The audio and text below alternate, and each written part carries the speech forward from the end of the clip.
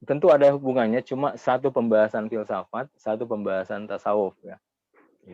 Seperti gerak substansi itu kan minal quwati ilal fi'li tadrijan kan. Itu satu gerak yang dari potensi menuju aktual secara perlahan-lahan, dan cuma ini terjadi kepada dimensi ruhaniyah, jiwa. Jadi perlahan-lahan dia masuk berangkat, meninggalkan materi. Nah, ketika dia sampai di alam batin, dia bukan lagi tadrijan. Tadrijan itu perlahan-lahan, karena dia pertama adalah dia berangkat dengan tubuh, maka dia perlahan-lahan, tapi ketika masuk dimensi batin, dia sudah menjadi daf'atan. Dia menjadi suatu hal yang spontanitas. Makanya perjalanan yang sulit itu yang adalah perjalanan pertama. Nah, itu bagaimana manusia bisa melepaskan dimensi nikmat materi ini yang membelenggu tubuh manusia. Nah, cuma itu pembahasan filosofis termasuk dengan aksiden, makulah nafs seperti apa, apakah jauhar dan arat dan seterusnya, itu pembahasan nafs. Mungkin tidak akan membahas lebih jauh di situ. Karena konteks kita adalah pembahasan sofistik ya, lebih kepada bagaimana kemudian kita memahami ini dan punya nilai aplikasi yang bisa kita pahami. Yes. Ya. Ini dari Salsabila Setia Putri. Permisi Ustadz, apakah jiwa bisa dapat bereinkarnasi kembali seperti jiwa leluhurnya mencari wadah kembali sebelumnya? Terima kasih sebelumnya. Ya, terima kasih. Kalau dalam pandangan Islam, dunia ini tidak abadi. Dunia yang tidak abadi, oleh karena itu perjalanan manusia adalah perjalanan menuju keabadian. Reinkarnasi itu meniscayakan dunia itu harus abadi. Kenapa? Karena dia akan kembali lagi ke dunia, mati kembali lagi ke dunia, mati kembali lagi, terus seperti itu. Nah, itu konsekuensinya, mau tidak mau dunia itu adalah abadi. Nah, dalam pandangan Islam berdasarkan dengan ayat Al-Quran bahwa akan terjadi satu kiamat kubro. Kiamat kubro, kemudian semuanya fana, mati, kemudian dia akan kembali menuju keabadian ilahi. Jadi sehingga dia tidak kembali lagi ke alam dunia ya. Nah, makanya dalam Islam meyakini disebut dengan dimensi vertikal, reinkarnasi vertikal, bukan horizontal. Jadi reinkarnasi horizontal itu adalah reinkarnasi yang meyakini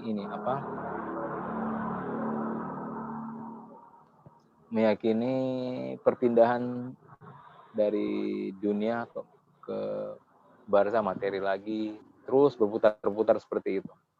Tapi kalau vertikal dia bergerak terus ke atas, kan? Jadi begini filosofinya. Karena dunia tak terbatas,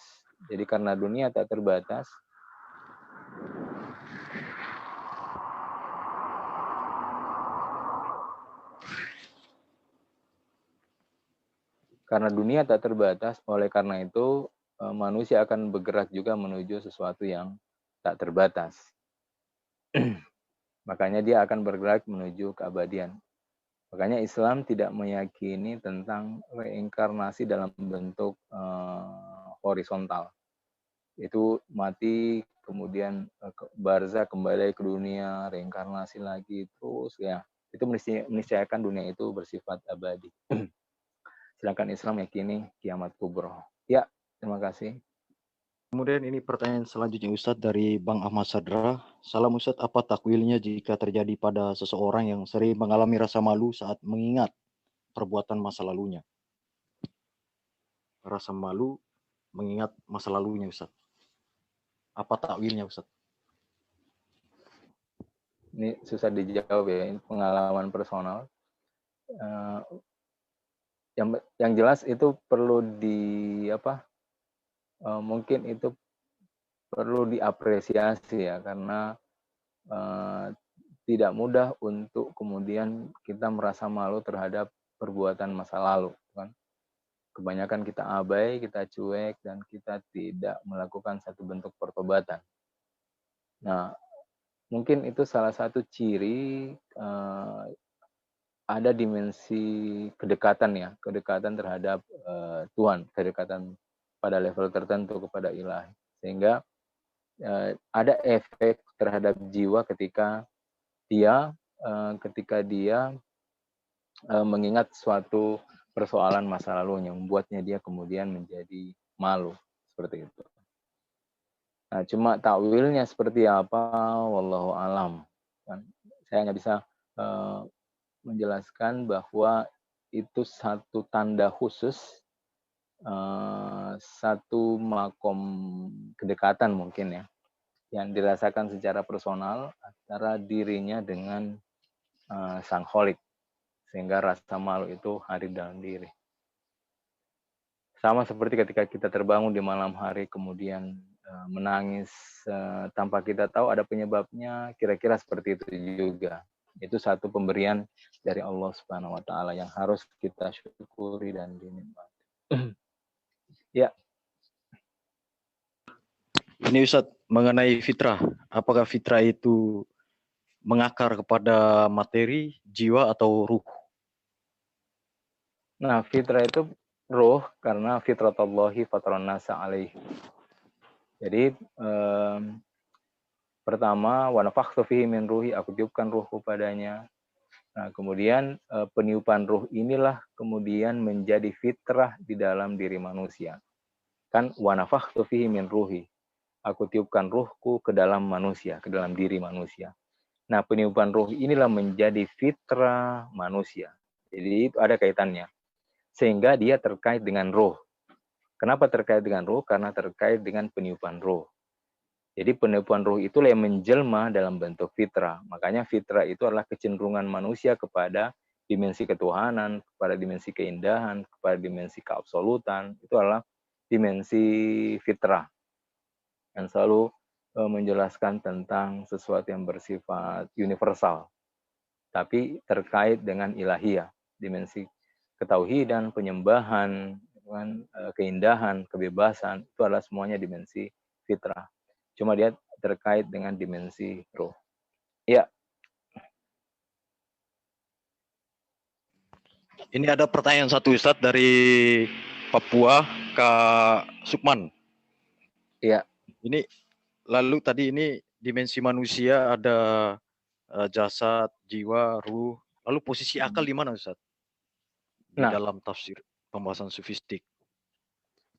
Jadi misalnya begini, akal itu posisinya ada di alam ruh. Jadi ada sesuatu yang dia satu level ya. Misalnya begini, kita punya wahem, kita punya hati, kita punya akal. Itu ada beberapa fakultas. Nah, itu tingkatan-tingkatan. Ada sebagian terkait dengan ruh, ada sebagian terkait dengan hati. Misalnya hati punya dua fakultas, fuad dan sudur, yang pernah saya jelaskan minggu lalu ya. Fuad dan sudur. Nah, kemudian ada ruh itu terkait dengan akal. Cuma dia terkait dengan dimensi universal. Nah, kemudian ada yang menghubungkan antara ruh dengan nafs, yaitu hati. Kemudian hati ini karena dia menghubungkan nafs dan ruh, nah sehingga dia punya dua dimensi. Ada yang menuju ke ruh, yaitu fuad. Ada yang menuju ke nafs, yaitu sudur. Nah, nanti mungkin detailnya ini harus face to face ya, karena kita butuh whiteboard, kita punya sayangnya saya tidak tidak mempersiapkan dalam bentuk slide. Sebenarnya bisa sekali dalam slide, cuma ada beberapa kesibukan saya tidak bisa ini. Memang ini butuh pembahasan yang sangat detail untuk menjelaskan relasi-relasinya karena keterkaitannya. Tapi kira-kira seperti itu secara singkat ya. Hubungannya dan di mana letaknya dalam pandangan sufi tentunya. Ya. Oke, Ustaz. Tadi ada yang raise hand, angkat tangan, tapi saya tidak tahu tiba-tiba menghilang di sini. Mungkin berkaitan dengan pertanyaan terakhir tadi, Ustaz. Ya. Akal dan ruh tadi itu. Lalu bagaimana takwilnya dengan apa yang disampaikan oleh Rumi misalnya di kota cinta akal terpenggal? Nah, bukan cuma Rumi yang berkata itu ya, hampir semua sufi. Karena begini, ini berkaitan dengan tingkatan yakin, kan? Lau ta'lamuna ilmal yakin, la tarawunnal jahim, summa la tarawunnaha ainal yakin. Jadi karena sufi meyakini ada dimensi yakin yang berbeda. Ada ilmu yakin, yaitu ilmu husuli. Kemudian ada ainul yakin, sudah masuk tingkatan huduri, kan? Ada hakul yakin, kemudian sampai kepada bardul yakin. Nah, Sufi selalu ingin menjelaskan tentang hakikat yang tidak mungkin dihindari. Maksudnya kebenarannya itu sejati, la raiba fi, tidak mungkin diragukan. Yaitu keyakinan yang bersifat huduri. Kalau selama ini kita hanya mendengar atau melihat atau mendengar tentang berita tentang jin, justru mereka ketemu dengan jin. Makanya kalau kita membahas terus tentang jin, kata dia ya beda lah. Kalian ini masih melihat, saya sudah menyaksikan, kira-kira seperti itu.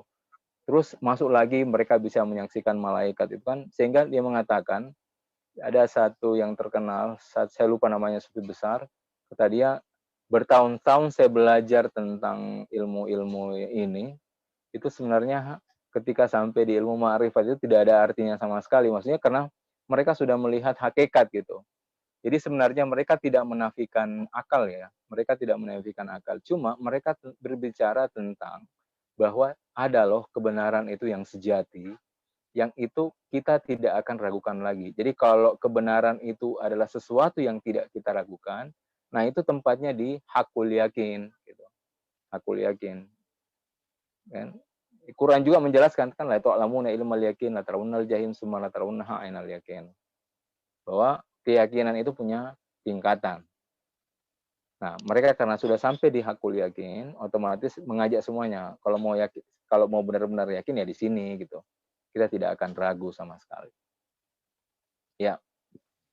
Oke, Ustadz, waktu kita 10 menit lagi. Ini pertanyaan pemungkas terakhir.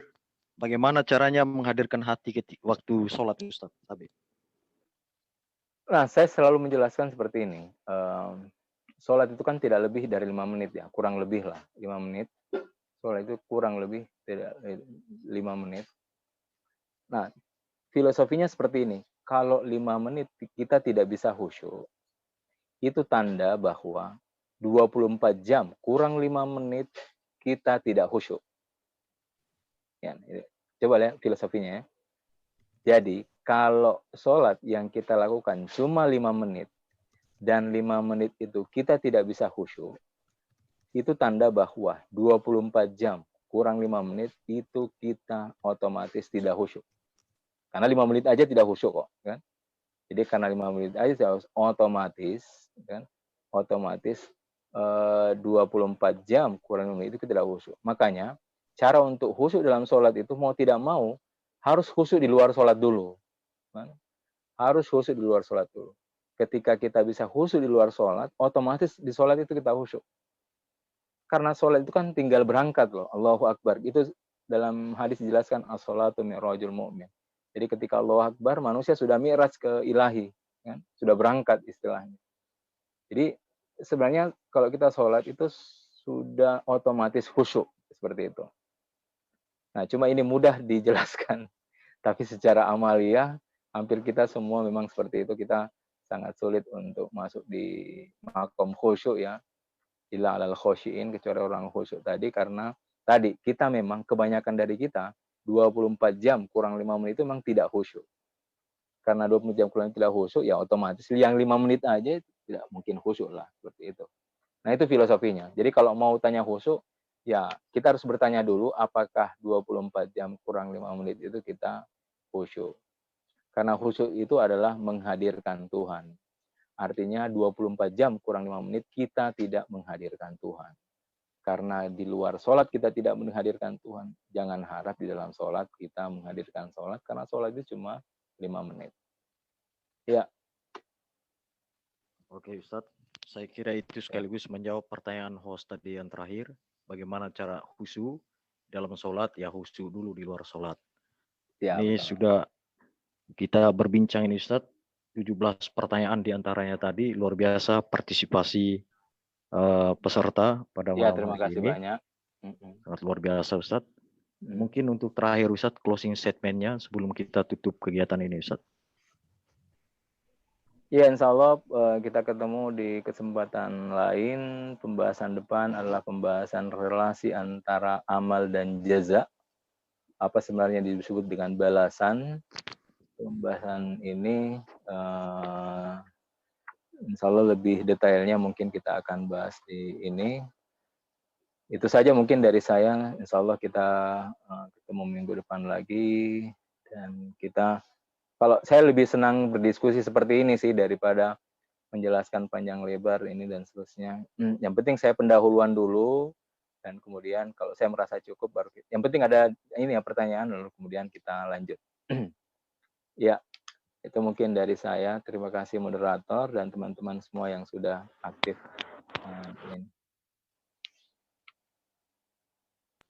Oke Ustadz, terima kasih banyak atas waktu dan kesempatannya pada malam hari ini.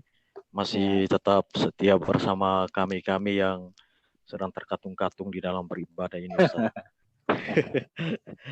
Mudah-mudahan sehat selalu Ustadz.